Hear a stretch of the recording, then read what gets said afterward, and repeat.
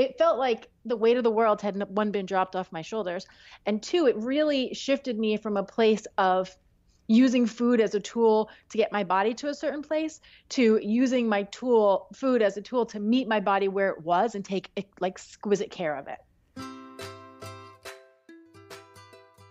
Living a healthy, balanced life as a mom can sometimes feel impossible. With tiny mouths to feed, butts to wipe, and so many things vying for our attention, it can be easy to feel like we're in an on-again, off-again relationship with healthy living. But it doesn't have to feel this way. I believe every mom is a supermom, and you deserve to feel like one too, and you don't have to go on another diet to do it. Join me, Kristin Dovbniak, holistic nutritionist and certified intuitive eating counselor, for conversations on what it means to live a healthy, balanced life. I want to help you uncomplicate eating, improve your relationship with food, and live like the supermama I know you are. Hey friends, Kristin Dovbniak back for another episode of the Healthy Balanced Mama podcast. Today I have a fantastic guest on with me. I am so excited to share with you. I'm pretty sure most of you are going to know who this guest is, but Dani Spies is a health, wellness, and weight loss coach and the founder of Clean and Delicious, a weekly cooking show on YouTube where she teaches her community how to eat well, cook more, stop dieting, and create a healthy relationship with their food and body. Dani is known for her easy, approachable style in the kitchen and her unique ability to inspire and encourage her community each step of the way. So I have been following Dani for a number of years now, and I've made a ton of her recipes from YouTube. I really appreciate her balanced approach to food, and I was so excited to have her on to share more about how she got started with Clean and Delicious and doing what she does on YouTube and sharing nourishing recipes, but really from a balanced, intuitive approach. And she shares about her balanced approach to food, why we need to stop controlling our bodies and instead focusing on how we feel. We talk about helping women eat well, cook more, and stop dieting, and how to have a healthier mindset around food, as well as digging into some easy breakfast and meal prep options for kids as it is back to school time. And as a mom herself, she has some fabulous ideas for how to really simplify food and cooking and making eating real whole food less daunting. So I'm so excited to dig into this interview. So without further ado, here is my interview with Dani Spies. So hi, Dani. Welcome to the Healthy Balanced Mama podcast. Hi, thank you so much for having me. I'm so excited to have you on. So I'm sure I have already shared in the intro that I have actually been following you on YouTube for so long now, probably, oh gosh, I don't even know how long you've been on YouTube, but I feel like it's been since before my daughter was born, and she's 5, so. Yeah, that's awesome. It's been a long time. So I already shared your bio, so I already gave some of it away, but I would love if you could just share your story about how you got started with Clean and Delicious and doing what you're doing on YouTube, creating and sharing recipes and healthy living tips. Yeah, absolutely. Honestly, YouTube for me was sort of like a happy mistake, if you will, because I never really started YouTube with the intention of like creating a YouTube channel. It started a long time ago, almost 10 years ago, when I had actually tried out for the next Food Network star. This was like when it was its very that's so cool. first, I know, it was like its very first season. And I ended up being a semifinalist, which meant nothing, but it was very exciting to me. So two things were kind of happening at the same time. I was kind of like, oh, this was fun, and I like doing that food video thing. And my husband was like, maybe we could do something with these videos. And I was also coaching at the time, working one-on-one with clients. And a lot of my clients wanted to eat better and were willing to get in the kitchen, but really they weren't familiar with ingredients and weren't comfortable. And so we were like, oh, let's start making videos for them. So instead of telling everybody separately, we can kind of do these how-to videos and we'll post them on YouTube. And it was kind of like fulfilling two desires of mine at the same time. I got to do the cooking food videos and while I was working with clients. But I never really thought of YouTube as being its own business for many years. It was just kind of like a place where my videos lived. Well, I think 10 years ago, it wasn't as big as it is now. And, I think, the people have been on there for a while and created, like you, and created this incredible community. Now it is so big, and it's this big community now. And I think you do a great job of really creating a community. It's not just a place where you share your videos, but I think people come to you because you have this awesome experience in the kitchen and with nutrition and food and healthy living. Thank you. Yeah. So I would love to talk about your approach to food, because it is so balanced, and I love it so much because you obviously love and enjoy food, and which I have a culinary background, so I do too. Yes. But you also love and enjoy health, and that is also where I'm at. I'm a holistic nutritionist and an intuitive eating counselor, but I love food, and I think that's one of the reasons I connect so much with you. Can you share how you found that balance, and why you don't subscribe to any particular diet, and kind of your balanced approach to food? Sure. Well, I think they kind of go hand in hand in many ways. I feel like a healthy, balanced relationship with food is kind of rooted in like love and respect for food, and all that food is, right? Like not only that it tastes delicious and that it nourishes us, but how it brings people together in the community, and all of the different layers, right, that food has to offer in our life. So I feel that honestly, in a lot of ways, my balance came from trying out every diet under the sun for many years, and then getting really honest with myself about what I was really, truly willing to do and what I really wanted my relationship with food to be, right? So I think that's kind of how I've come to where I am today, which feels like a really nice, natural, effortless space with food. I love that. I think it's one of those things where it probably feels effortless to you right now, but I'm sure that there is so much more to your journey. And I love that you came to this space of loving and, revering food rather than, I think a lot of women come to food with this sort of like a fear of enjoying food, because they're afraid if they enjoy food, they won't be able to stop eating it, or that if they want to be healthy, then they have to, restrict their food and not eat foods that they enjoy. And one of the things I love that you share on Instagram, your mission says to help women eat well, cook more, and stop dieting. So you mentioned, not dieting, but really loving food and appreciating food. So what is your advice to the woman who wants to start a journey living healthier and cooking more and eating well, but wanting to do it from that place of balance? So she is in the place where you are now, where it feels easy and effortless. Yeah, it is. It's like a catch-22, and I know that space, the whole journey very well. I feel like the very first step for anybody creating a healthy relationship with food is that we first have to be willing to accept our bodies where they are. And I say that because I think so much of what drives unhealthy relationships with food is that we use food as a tool to create a certain type of look, right? And so we are not really focusing on food and nourishment and pleasure and enjoyment and community and all of the things that food has to offer. We're more like hyper focused on creating a specific type of body that society has sold us is going to create the happiness and the end game. And so I feel like surrendering the need to manipulate your body to a certain degree is kind of like home base, like saying, okay, I've told this story before on my, on all of my platforms, but really, truly, I was a dieter for so many years. And even though I was slowly unraveling that for myself, even as I was health coaching and going through my own studies, really, I didn't really truly give up dieting until I got pregnant with my first daughter, with my first child.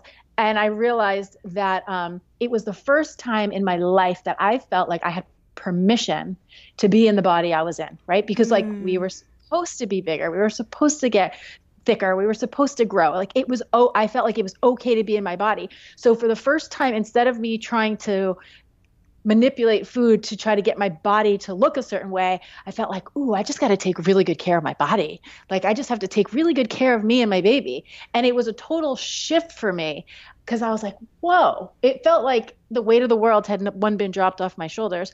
And two, it really shifted me from a place of using food as a tool to get my body to a certain place to using my food as a tool to meet my body where it was and take like exquisite care of it. Oh, I love that. That is so powerful. And I think that I'm sure so many women can resonate with that because, most of my listeners are moms, and it is such an incredible and I think humbling experience to be pregnant and to watch your body grow, but knowing that, this is just what it's got to do to produce this beautiful baby at the end. And I love that you took that time of pregnancy to really, I guess, enjoy the process of your body changing rather than feeling like you needed to change it because you can't at that point, right? You're growing a baby. Yeah. No, and that's just it. And I think, for me and where I was at, that was like a gift to me, the realization that like, this is not for you to control. Right. And I think that we can take that advice into our regular lives when we're not pregnant. Like we're not really supposed to be controlling, every inch of our body and how it looks. We're supposed to be making our bodies feel good.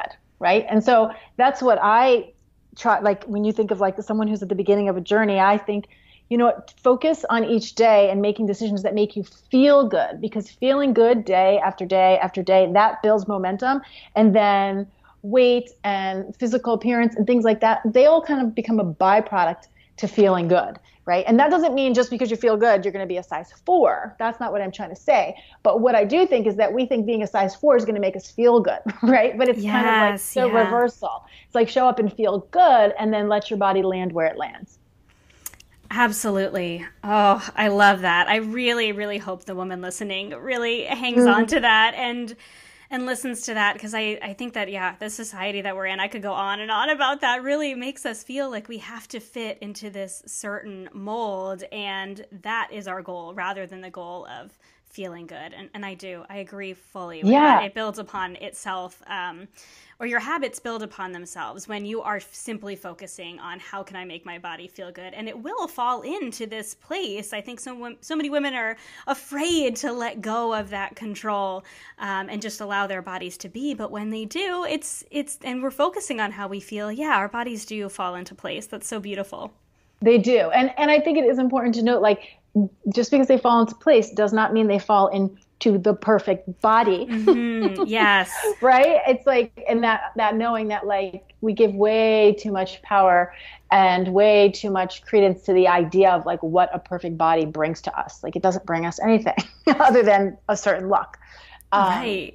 And so that's again why I think such a big part of the process of having a healthy relationship with food is kind of ceasing fire on your body.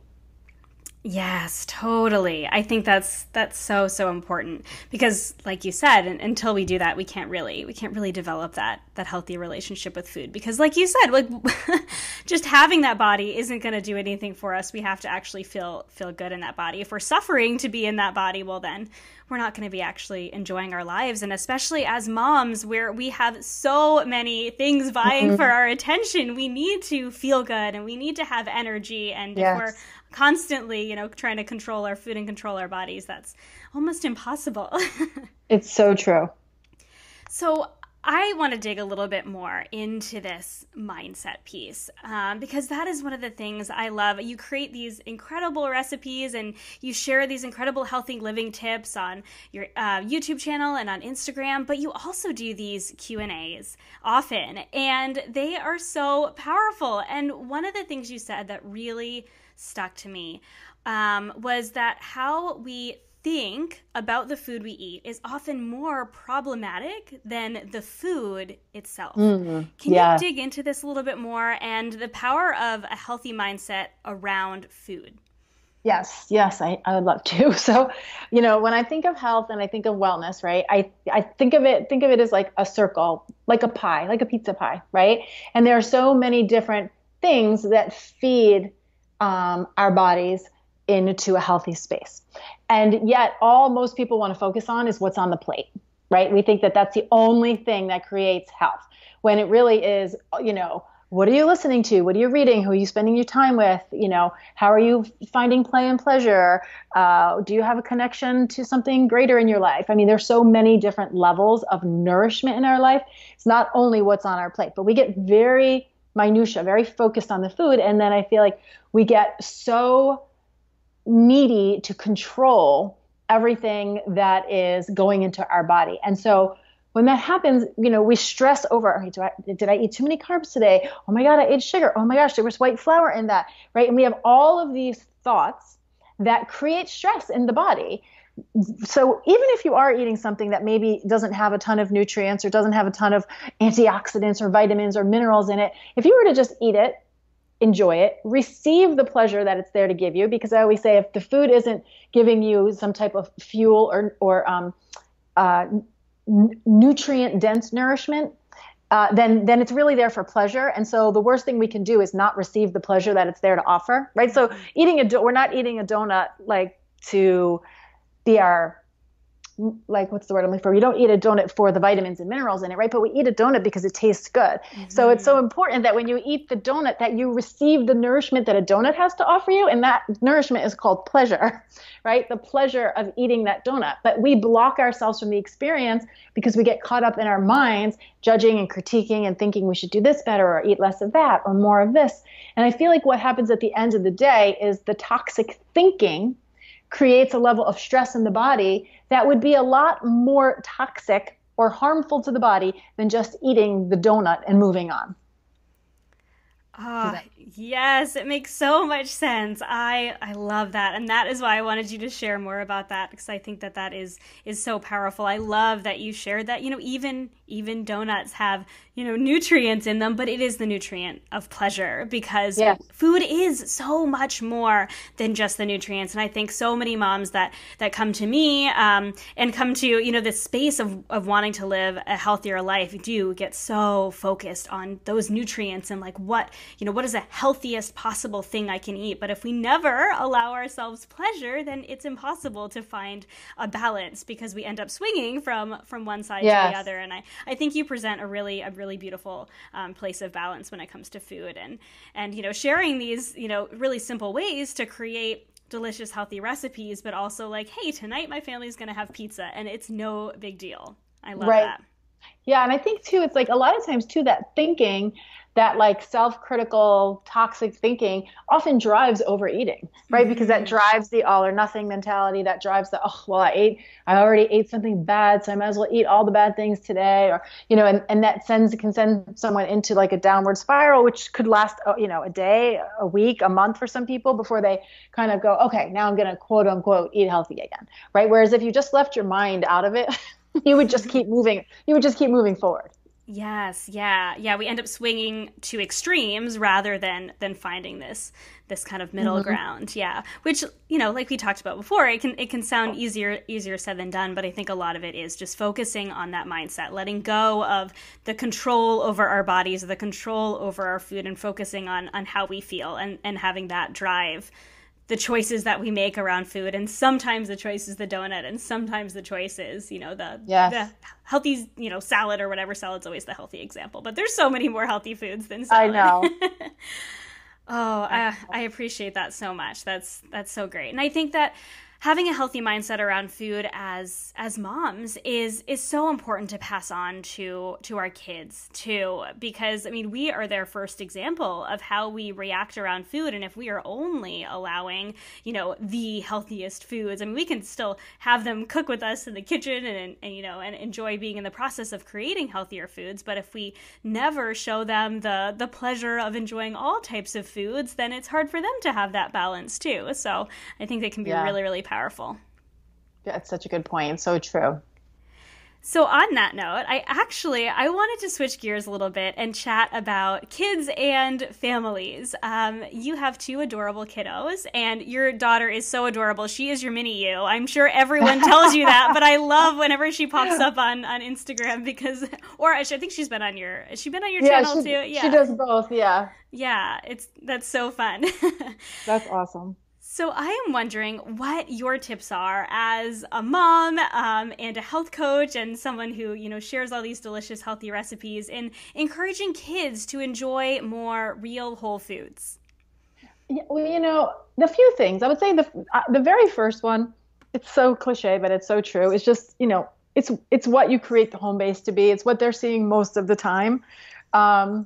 That's really what is going to create their base. If you have fresh fruits and vegetables and whole grains and, if you're eating a base healthy diet, that's just going to be what's normal to your children. And I think, again, it doesn't have to be something that's over talked about and over beat into them. This is just the way food is. That's kind of the way I try to think about it with my kids. It's just, this is what food looks like. And so it's kind of normal to them. They don't think twice about eating a salad or eating some veggies or having fruit as a snack because that's just what's around. So I think that's a really big part of it. It's just basically the way any parent thinks about and approaches food. That's going to be the very first example for your kids, and that's going to decide what's normal and not normal to them because they're just really going to get that from us. A couple other things I think are really helpful is getting them in the kitchen, on any level that you can. We have a small garden on our deck. And I notice it makes such a big difference. They love picking the fruits and not fruits really, all vegetables. They pick the vegetables and they love bringing them in the house and trying to find ways to use them or to taste them. And so they get excited about that. And another really easy way to get kids involved, especially when they're younger and you don't necessarily want them in the kitchen with you, is doing things at dinner like a taco bar, right? Or a salad bar. So where you have a base meal that everybody's eating, but there's a handful of things that they get to control on their plate. They get to choose if they want to add cheese or they don't, or if they want to add lettuce or they don't. It gives them a sense of being involved, and I think that gets them excited about food. Yeah, I love that so much. That's actually something that we've tried to employ a little bit more in our family over the last year or so. I love Ellen Satter's work.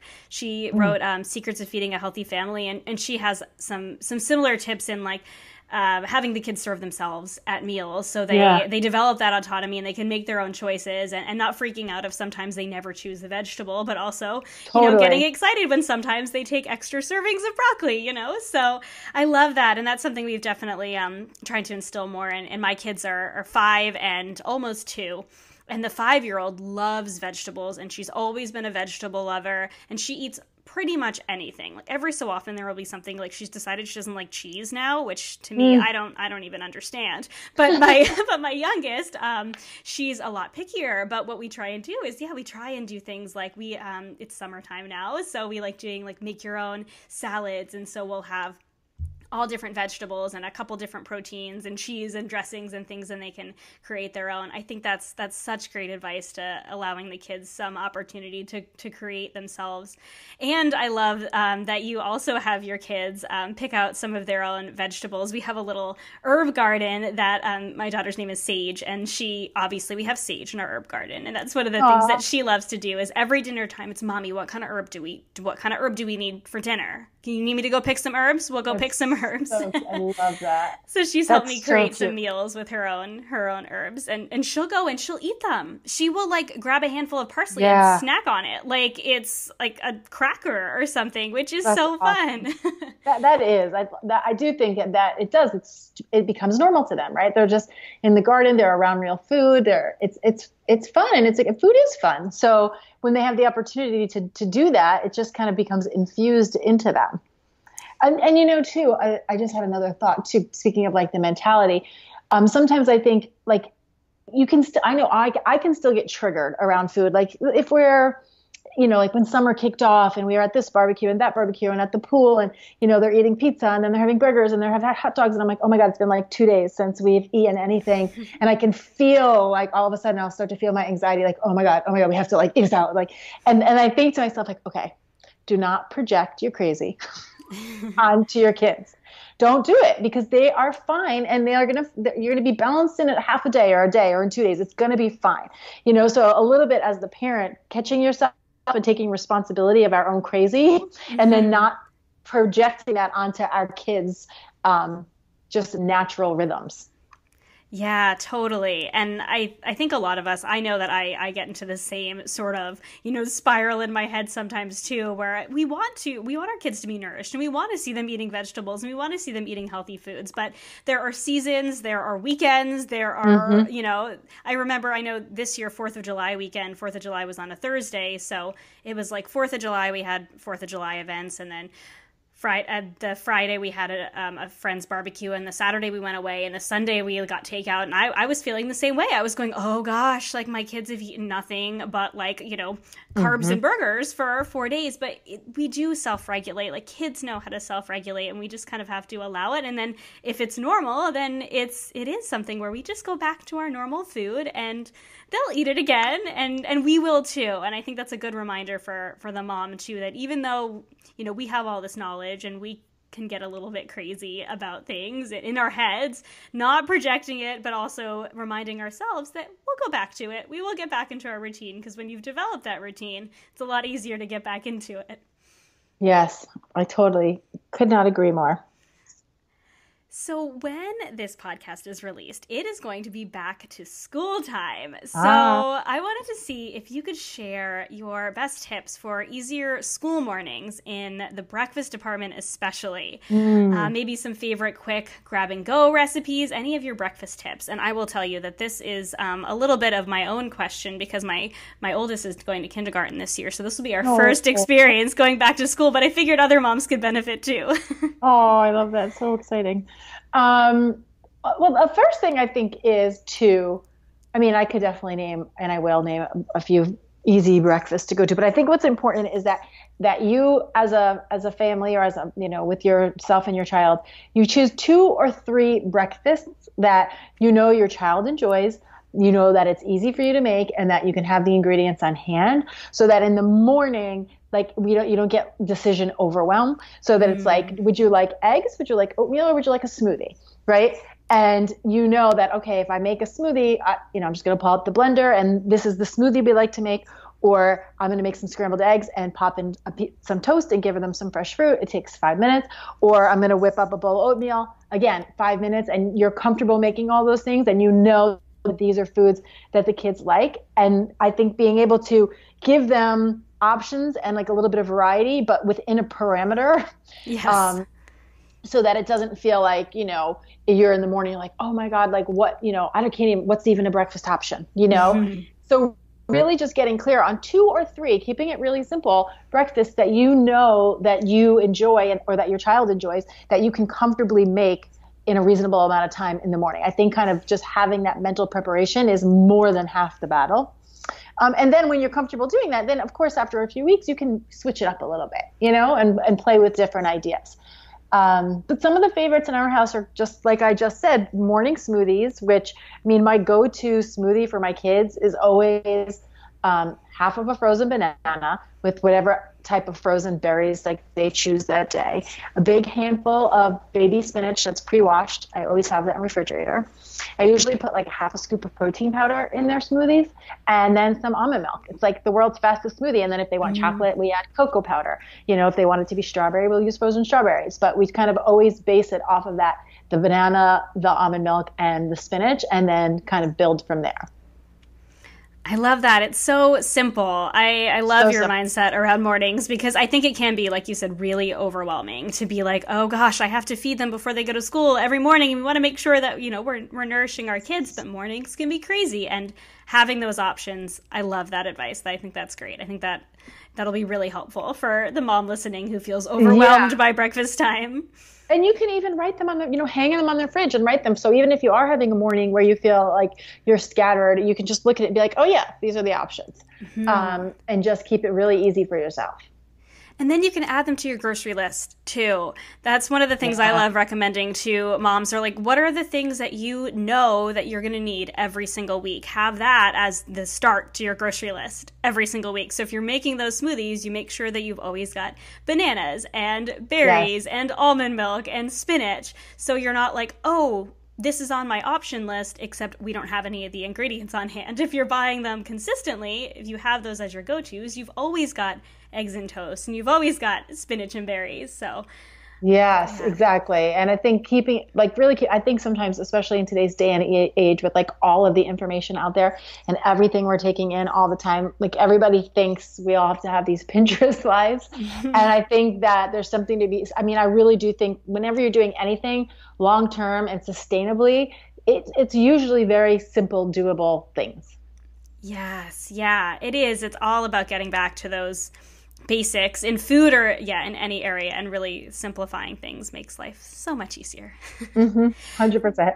So, in the same vein as simplifying things, I wanted to dig in a little bit to meal prepping. So my listeners know that I love to meal prep, and I share kind of my own, meal prep methods, but I love to learn new and different methods because we can always improve upon them, and ways to, just simplify living a healthy life and making these, nourishing meals work for our family. And I love your 6 to start approach, like hashtag 6 to start, right? Yeah. So I'm wondering if you could just explain it a little bit, how you came up with it, and hopefully listeners will hop over to YouTube and watch your videos. Yeah, absolutely. So I like yourself, I love meal prepping. I've been meal prepping 4 years, well before I had kids, and my daughter's 10 now. I loved going to the grocery store, coming home, having all my things ready to go. Like, I just loved that feeling. I loved the process. I loved the freedom that it gave me during the week. But after having kids, I felt like it did get trickier because it wasn't just as simple as me going, I'm going to make some turkey burgers and, whatever, and leave it in the fridge because this one wants one thing and somebody wants something else. And there's different tastes and desires going on all the time. And so playing with it, meal prep over the years, I was like, my brain just started to think, okay, how can I simplify this for myself? And I kind of just started to break it down mentally into categories, right? So my 6 to start, the idea is that you're creating, you're prepping 6 meals / ingredients to have ready in your fridge to go as a head start ingredient for the week, right? And so the way I break it down is I choose 2 veggie preparations, 2 dishes that are rich in protein, 1 that is a starch or like a smart carbohydrate, like I call it. And then the last one would be either a sweet treat or smart start, meaning some type of like cookie or bar or overnight oats, so something that you can have ready to go in the mornings. And so that really started as a way for me to kind of mentally organize what I could prep for the family during the week that could be more versatile once the week got going. So for instance, like if one of those protein dishes is, say, a big pot of like turkey bolognese, we have that as the base, but then everybody can take it in different directions, right? Like if I want to put it over some greens, I can put it over greens. If my kids want it over pasta, they can put it over pasta. But all of those, the main meal part, it's done and ready to go, so that what I actually have to do during the week is very quick and easy. Simplifies things so much, because I know that evenings can be crazy, especially as kids start getting older. Yes. I thought like the earlier years of having kids was more complicated, and as my daughter's gotten older and she's in like 3 different activities in the afternoon, I'm like, oh, now dinner is harder. It's crazy. And then when they get older, because this was like crazy for me, it's like when their activities like start at 7 or 7:30, and you're like, what? It's bedtime. Like, it starts to get crazy. And not only do the activities get crazy, but as you will see, their exposure to other food also makes feeding them harder, because then all of a sudden they come home and they're like, Mom, can you pack me Lunchables? And you're like, what? How do you know about Lunchables? Yes, no, totally. And I think that comes back to your point of having, your home base be where those, real whole foods are, and knowing that they're going to be exposed to other foods out and about, and they're probably going to eat things that maybe you wouldn't serve at home, but that's okay, because there's that balance in that. But it's also your choice whether or not to serve them Lunchables. Right, no judgment, anyone who serves their kids Lunchables, but no judgment at all. None at all. So I'm curious then. I know you just mentioned one. I love the idea of the, having like the bolognese sauce and being able to use that for the whole family, but in different preparations. So giving your kids some of that, autonomy there and choosing what they want, but also, eating what serves you too. I'm curious about what your meal prep essentials are. So what are some of your like go-to 6 to start ingredients? What is always in your fridge? So some of my ingredients that I always have in the fridge, whether I'm doing the six to start or not, like I always have some type of sprouted or whole grain bread, nut butters, because that I would say like sprouted bread with nut butter is probably one of the meals we make most often in this house. It just takes 2 minutes and everybody loves it in one form or another. So those are always on hand. I always have eggs. I almost always have hard-boiled eggs. I always have a big bin of pre-washed greens, like pre-washed spinach, pre-washed arugula, ready to go. I buy them that way, so I don't have to do it. And then I always have I call it my crudité. This is something that my husband actually started doing for us. I mean, probably 15 years ago. And when I tell you we do this, like it's such a habit, clockwork. We just always on the weekend, we chop up. It's almost always the same for us. When I do the videos, I try to give people more options, but we almost always do celery, carrots, radishes, broccoli, cauliflower. We wash it all, we chop it all, we just have it in 2 bins ready to go. And I mean, I use that for everything. If I'm making tuna salad, I pull from those vegetables. If I'm making a regular green salad, I pull from those vegetables. If I'm feeding my kids something on the fly and I want them to have vegetables, I'll pull out the broccoli and the cauliflower and I'll steam it really fast, put some olive oil, salt, pepper, and garlic powder and serve that as a side dish.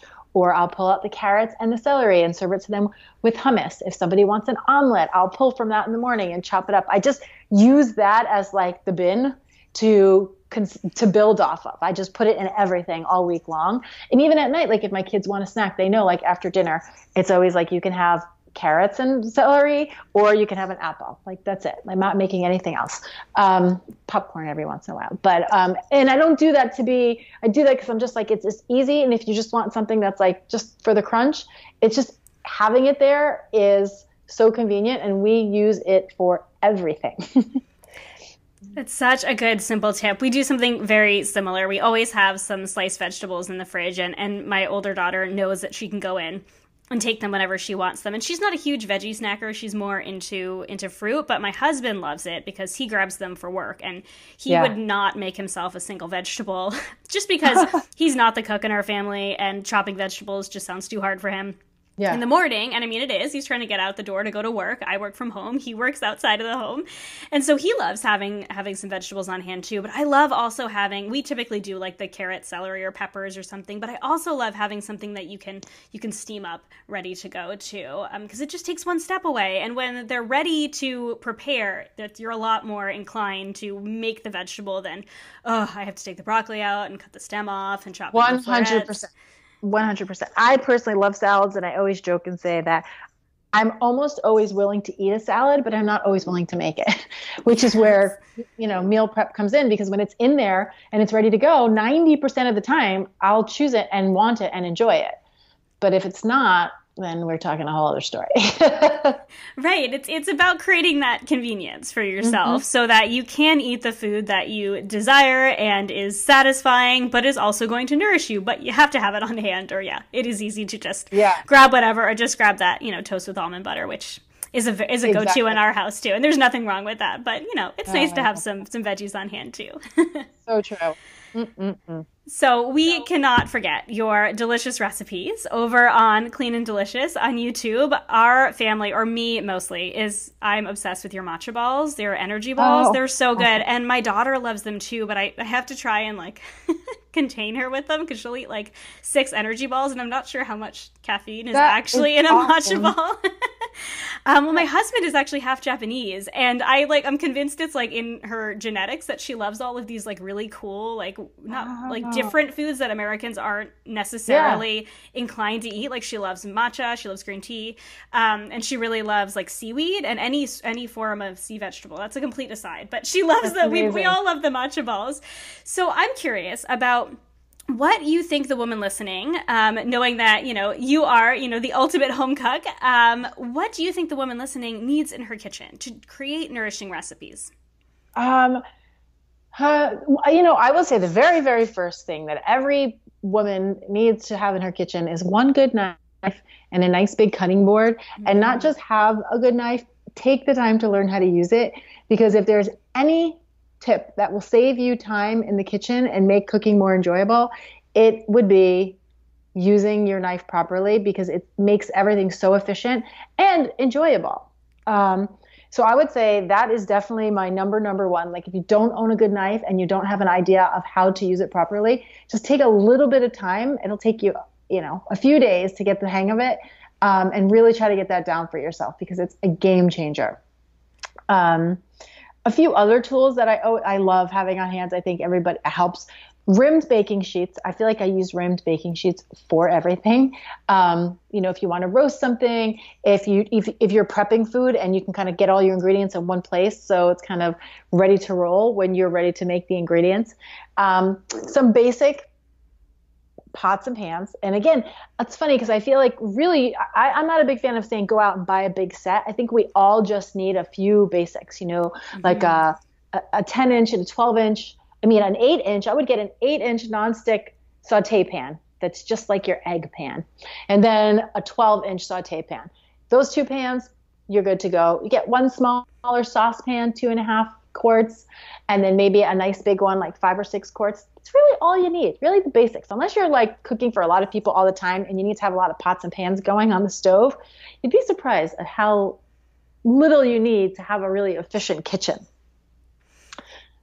I'm sorry. No, it's so true. I agree. I was a personal chef for a number of years. That's what I did before I really jumped into nutrition coaching, and I would travel with most of my equipment. And I had a couple clients who, like, I guess it was like 10 years ago almost now. And so I don't even know if Airbnb was a thing, but they would like rent houses when they would come into the city, because I lived in a big city and there was nothing there. So I would have to bring all my own equipment. And that was literally what I brought with me. It was just like a couple pots, a couple pans.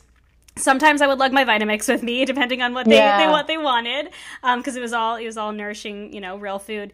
But really, you don't need a lot. So I love that. I love that you're like, it's a knife and a cutting board, and I totally agree with you need a good knife and to know how to use it. And you don't need I'm like very anti-kitchen gadgets. I'm not a fan of gadgets that you use other than the spiralizer. The Inspiralizer is probably the only gadget that I actually use a lot. But I was trying to make like a recipe for Clean and Delicious. I was going to do zucchini lasagna, and I was like, forget it. I'm not doing this, because you need to use a mandolin and it's too tricky, and I'm not doing it.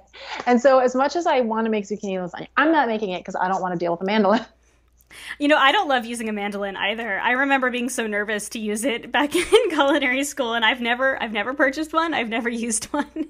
I know. I just find they're tricky to use. Even when I did have one, I always felt like, why is this? It's not something I want to pull out and use on a daily basis. And I feel like if it's not practical and realistic, it's not welcome in my kitchen. And if you're not going to use it, there's no reason to have it, taking up space. And I think that if you feel like you have to use a ton of fancy equipment to make healthy meals, then you're not going to do it. You're going to feel too overwhelmed trying to learn how to make healthy meals. And I think a lot of what you share are meals that are recipes that are delicious but simple too, in the very best way, packed with flavor, but they're doable, and you're not using a ton of equipment, aside from maybe a blender or a food processor or something. Yes. Oh, I 100%. Love that. So do you have any last advice for the listener who wants to live a clean and delicious life, whether it's mindset or meal prep or recipes? What else do you have to share?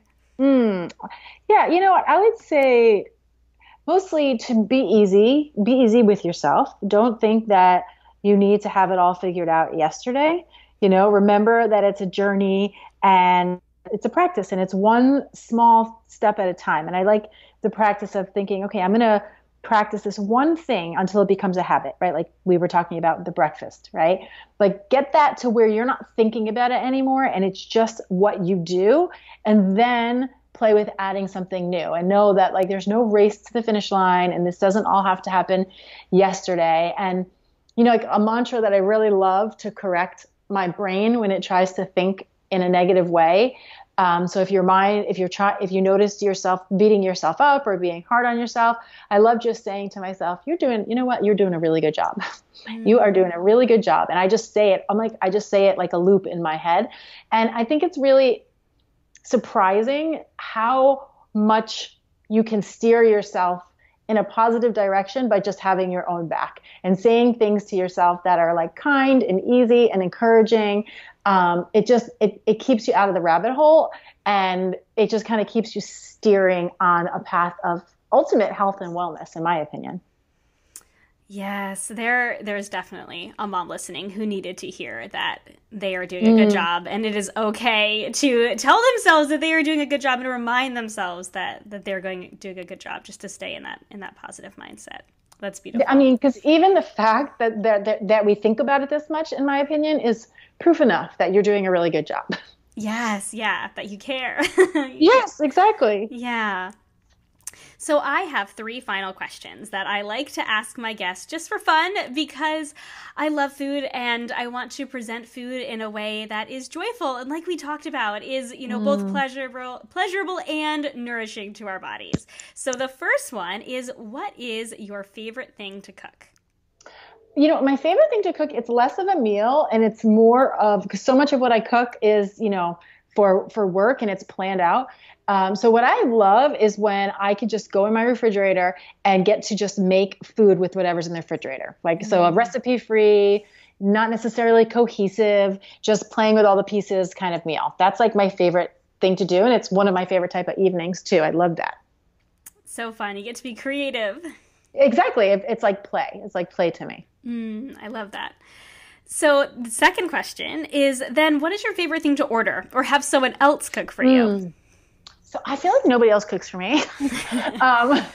But okay, so what's my favorite? I'm like such a, depends on the season, depends on the environment, but I have what I always have is my final meal, right? So my last meal, it's like your last day on earth, what could you eat? And I do it for 2 seasons. So if it's the winter, it would be a martini with a steak, a Caesar salad, and a side of fries.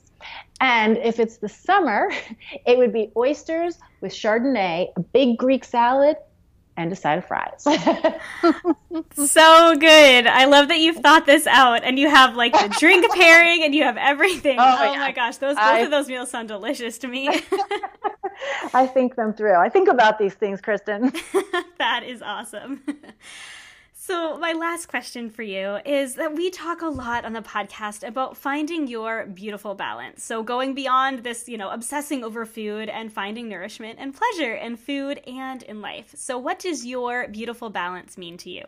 I love that question. It kind of ties back around to what we've been weaving in all through this conversation. And I think it's about really allowing yourself to be in process, right? So caring more about the moment and what you need in a moment and how you feel in a moment than some idealized end goal or idea of like this perfect arrival, right? And I think that that's really what balance is.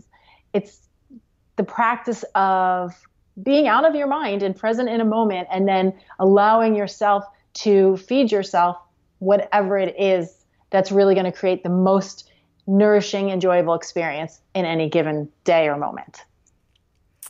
I love that. Allowing yourself to be in process. That is so great. I think someone else needs to hear that too. I love that. So could you share where my listeners can find you? Oh yeah. So our weekly cooking show, it's on YouTube. Our channel is Clean and Delicious. My blog, my website is also Clean and Delicious. That's where, if you wanted to go to print the recipes and stuff, that's where you would find them all. And then I'm also on Facebook and I'm on Instagram. Everything is Clean and Delicious, Clean and Delicious, Clean and Delicious. So really any of those platforms. I would say that, if you're looking for the cooking show, it's YouTube. If you want to print the recipes, it's my blog. And if you're looking for more relaxed, casual conversation and Q&As, Instagram. So good. And I am going to go ahead and link a few of my favorite recipes of yours in the show notes, because I love doing that. Whenever I have a guest on who creates delicious recipes, it's my favorite thing to share some of those. So I will share some of those with them too, and try and link up some of the ones some of the ideas that you mentioned as well. That's awesome. Thank you so much. Thank you, friends, so much for listening to this episode of the Healthy Balance Mama podcast. I truly hope it encouraged and inspired you today to live a healthier life without restriction. If you enjoyed this podcast, would you do me a huge favor and give it a star rating and review in iTunes? Every rating, review, and subscribe helps this podcast be seen and heard by more women who need to hear it. You can find me, Kristin, on Instagram and Facebook at Healthy Mama Kris or on my website, healthymamakris.com. And don't forget to join us in the newly launched Supermama Society, a monthly membership to help you tune in to your intuition and nourish yourself without restriction, to live like the supermama I know you are. As a reminder, the information and opinions on this podcast are intended for information and inspiration only and are not a substitute for professional medical advice or treatment. Please consult with your healthcare practitioner before making any changes. Have a beautiful day, friends.